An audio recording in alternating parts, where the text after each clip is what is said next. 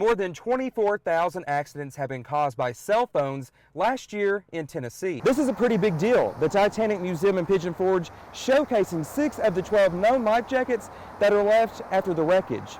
Robin has volunteered in this building for nearly 30 years. Now, there's not much she doesn't like about her job except for carvings in the wall like this. Callie Jordan would have been a junior here at Sweetwater High School. She is being remembered tonight for her kindness, her smile, and her love for Jesus. This construction site promising new businesses and new restaurants, but it's also promising new traffic. If you were impacted by the recent rainfall we had in February and your homeowners will not cover your damages, you can come to Central High School all week long. I'm not talking about just bridal dresses. Now, think of the month we're in, it's also prom season. This is what's left after that crash, a boarded up nail salon and police caution tape. The issue is not the stack behind me, it's about the coal ash that's buried in the ground. For those needing help in Oneida, help is just right behind me. But if the hospital does close, help is more than 50 minutes away. It's been a month since all that rain hit our area. As you can see behind me, State Route 116 still has a lot of damage. This lane right behind me is where the new school would go. You may just see grass, but the school superintendent sees better options for his students. More than 24,000 accidents have been caused by cell phones last year in Tennessee. Signs like this reminding drivers to put down their phones. Also giving peace of mind to drivers like Jennifer Duffy, hoping the law will bring about change to current driving habits. I get very aggravated.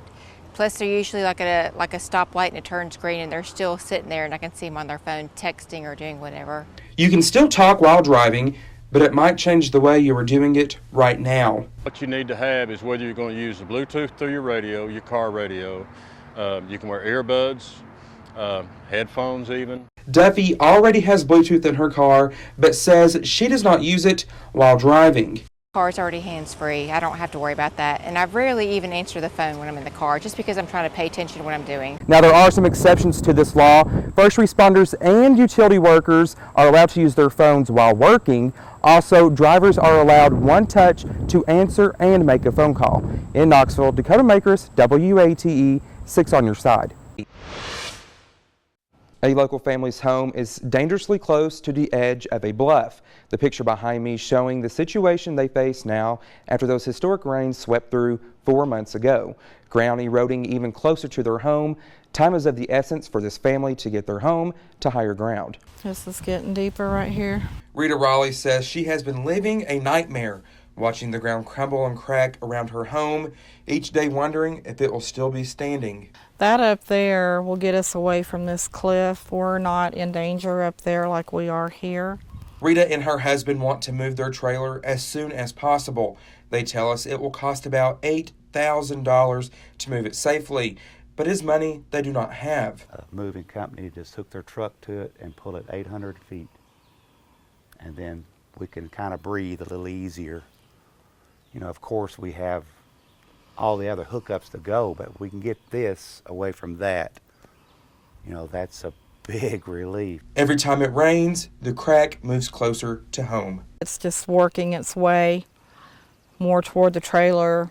Every given rain that we've got takes a little bit more off, so we've not got much time left, actually. While losing things like their yard, garden, and years of hard work would be difficult, losing their home would be devastating. This is our home. This is all we have right here. And if we lose that, then we're virtually homeless. Yeah. And we don't want to be homeless. We've worked too hard over the years to, get what we've got. So, we're just hoping that we can, get it moved out of harm's way and get away from this. The Raleighs hoping someone will help them sooner rather than later so they will not come home and find their trailer at the bottom of this bluff. In Hancock County, Dakota Makres, WATE, 6 on your side. This is what's left after that crash, a boarded up nail salon and police caution tape. A day of pampering quickly turning into panic when 49-year-old George Langley came crashing through Nails and Wax Salon in Maryville. Longtime customer Melissa Cherry was planning to stop in. Weekdays I'll just drop in and say, hey Tommy, can you do my nails? But something changed my mind at the last minute and I thought, I'll wait. I'll call him tomorrow and go by. Building owner Rob Sheets calling the damage shocking. It's happened and it normally ends up being 10% of what you were told. In this situation, it was 10 times worse than we could have ever imagined. Cherry cannot shake the image of the crash. You know, all night long I was thinking that could have been me sitting right there where the truck came into the building. Sheets recounts the horrific accident. He hit the back of the building and was sitting there. The truck was still accelerating and the tires were smoking. Maryville police say Langley was suffering from a medical episode and was taken to a local hospital for non-life-threatening injuries. In Maryville, Dakota Makres, WATE, 6 on your side.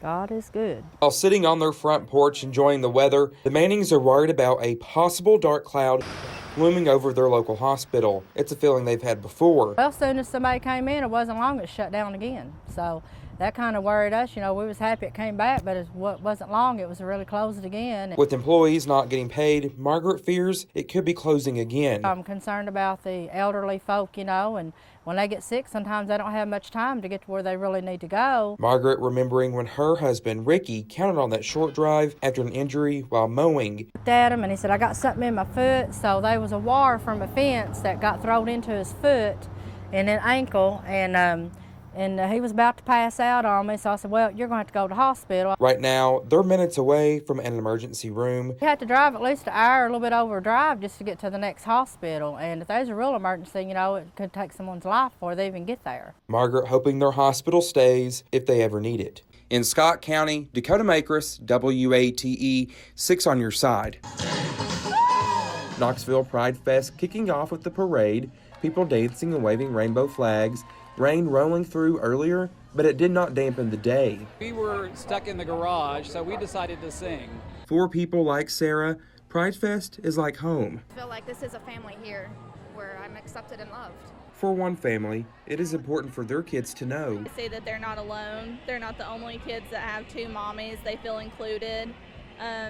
You know, there's no one here that's putting them down or us down. Event goers spreading one message. Love everybody. Like, there's no reason not to. Like, this world is cruel now, and we need more positivity. In Knoxville, Dakota Makres, WATE, 6 on your side.